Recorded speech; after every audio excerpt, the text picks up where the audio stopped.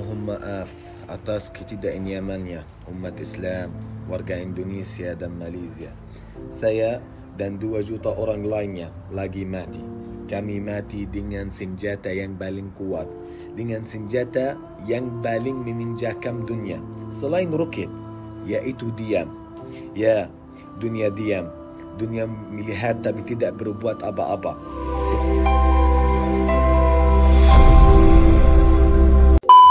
Lihat susu, dia lagi baca Al-Quran. Susu lagi ngapain? Oh, baca Al-Quran. Suratul Baqarah. Amanah Rasul. Coba baca dari Amanah Rasul bima unzila ilaihi. Bismillahirrahmanirrahim. آمن الرسول بما أنزل إليه من ربه والمؤمنون كل آمن بالله وملائكته وكتبه ورسله لا نفرق بين أحد من رسله وقالوا سمعنا وأطعنا غفرانك ربنا وإليك المصير لا يكلف الله نفسا إلا وسعها لها ما كسبت وعليها ما اكتسبت ربنا لا تؤاخذنا إن نسينا أو أخطأنا ربنا ولا تحمل علينا إصرا كما حملته على الذين من قبلنا ربنا ولو تحملنا ما لا طاقة لنا به واعف عنا واغفر لنا وارحمنا أنت مولانا فانصرنا على القوم الكافرين. Bravo عليك. Mohon maaf atas ketidaknyamannya umat Islam, warga Indonesia dan Malaysia. Saya dan 2 juta orang lainnya lagi mati. Kami mati dengan senjata yang paling kuat, dengan senjata yang paling meminjakkan dunia selain roket, yaitu diam. Ya, dunia diam. Dunia melihat tapi tidak berbuat apa-apa. Setiap hari kami dihujani bom. Suara drone-nya tidak pernah hilang. Makanan tidak ada. Rumah sudah rata dengan tanah. Jika kamu masih hidup, jangan diam. Sebarkan video ini biar semua dunia tahu apa yang terjadi. Gaza masih ada, tapi sampai kapan? Hanya satu pertanyaan, hanya satu. Di mana kalian saat genosida ini terjadi? Di mana kalian saat Gaza dibom? Di mana kalian saat kami disiksa, dibunuh, dihancurkan? Apakah kalian merasa? Apakah kalian manusia seperti kami? Apakah kalian tinggal di bumi yang sama seperti kami? Ya, bayangkan jika keluargamu dibunuh satu persatu dan dunia hanya menonton. Apa yang akan kamu lakukan? Tahukan kalian, muazzin, doktor, relawan, medis, jurnalis, dan warga biasa, semuanya mati di Gaza.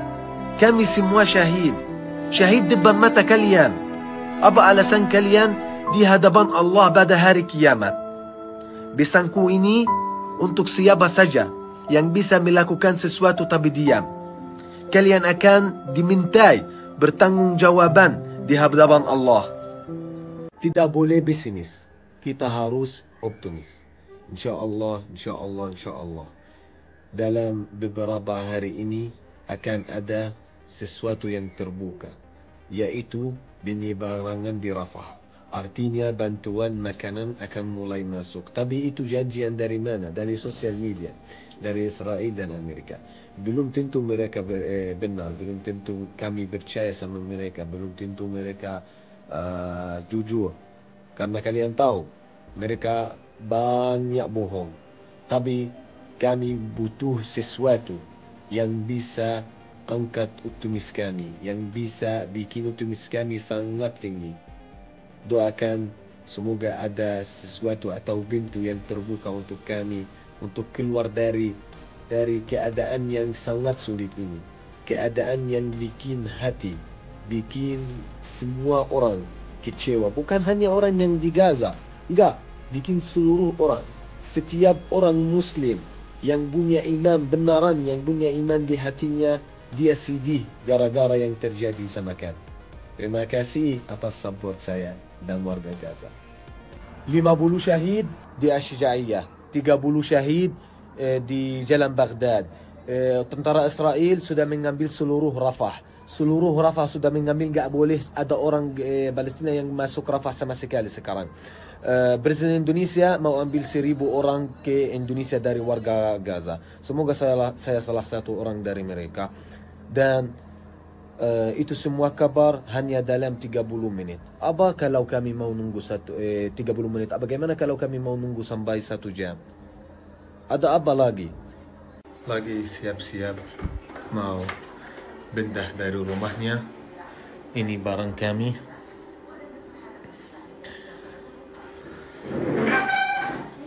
Pindah itu sangat sulit. Jalan ini jauh, namun kita tempuh. Bagai bumi ini hanya milik berdua. Biar ku berlebihan mendekatimu. Sudah bawa bas untuk mengambil barang-barang. Sekarang mau pindah ke tempat yang lain karena banyak semua yang di seluruh kota ini dia tufah, diusir semua. Doakan. Tapi entah kami mau pergi ke mana, mau pergi ke siapa, minta tolong sama siapa. Susah itu. Terlalu sulit. Dari tadi hanya pakai bicycle. Lagi cari tempat yang kosong, yang aman, yang bisa kami genap di dalamnya.